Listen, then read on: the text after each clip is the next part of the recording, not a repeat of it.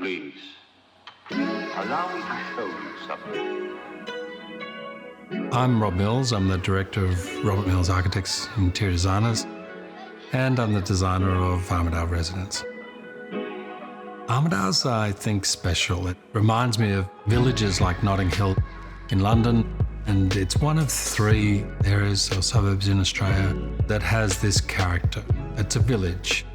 High Street Armadale is literally a short walk, and that's where most of the shops that served the wealthier parts of Melbourne were positioned. And so to serve those shops, they needed warehousing and so on, and this was one of those warehouses. I think space is one of the great luxuries, and this building gave me the opportunity to work with volumes that just aren't attainable in a suburban home. It's excruciating to design for yourself as an architect. There are no boundaries, there's no brief, there's only what's in your imagination. You have to leave all of your comforts behind you, and as a designer, if there is no client and there is no brief and there are no boundaries, what you create reflects your skill. You're left exposed and there's nowhere to hide. My challenge here was to harness the space that existed within the building and not lose it by carving it up into smaller compartments. There are 3 levels to this home, and the ground floor is an apartment and sauna and garage. The mid-level is where you live, and the top level are the bedrooms.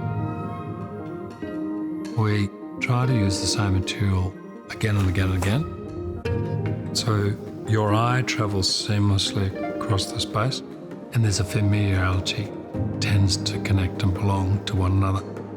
Really, there's stone, timber, stucco, glass, and the metal finish. That's the palette. You find that in each room, just used slightly differently. I like a bit of glamour and drama, and much like jewellery adorns you, the brass, I think, makes you feel special. And the water feature, yes, it's a mixture of ideas.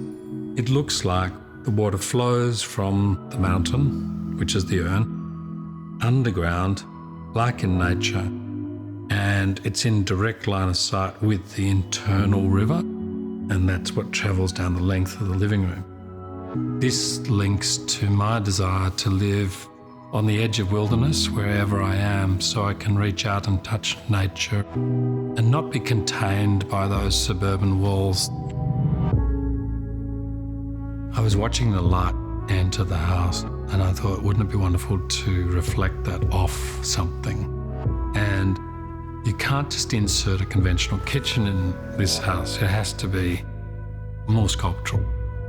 So we chose a material that I could mould, and a material that brought sunshine into the environment, and it's quite beautiful. Materials evoke emotion. They remind us of our experiences. In the case of this study, I wanted to create an English study.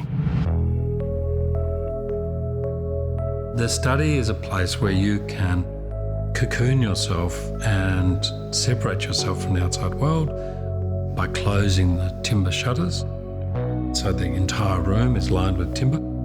Or you can open the shutters and sit and read with the light coming in and watch the world outside. It's off the main living room, which is a vast space, high ceilings, whereas this is small and intimate. You need to physically transition from one to the other if you want to change your mindset a little bit. And the 2 steps down are very much a part of that experience. This spiral stair, one of the advantages of it is it's actually incredibly practical. So you can build a design around that stair that uses space in a manner that can't be more efficient. And at the same time, you're creating art. No other building has had such an influence on me, because the original volume of the space I lived with taught me the power of space.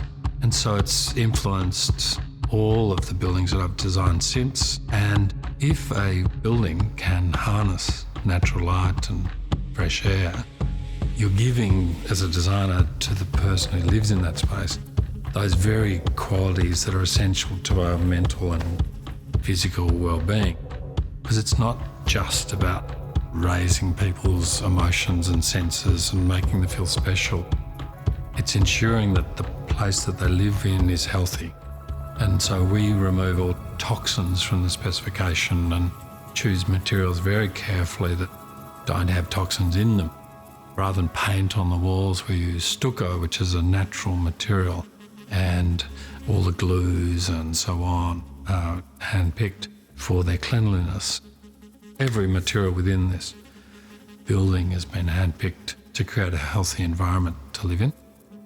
Then there's the importance of creating a space that challenges you mentally, which is very much a part of wellness. It's a privilege to live here. I love to wake in the morning and sit up in bed and enjoy a coffee and look out across the park and through the treetops. That's pretty special. It's very special. In fact, every morning I bless that I've got that experience.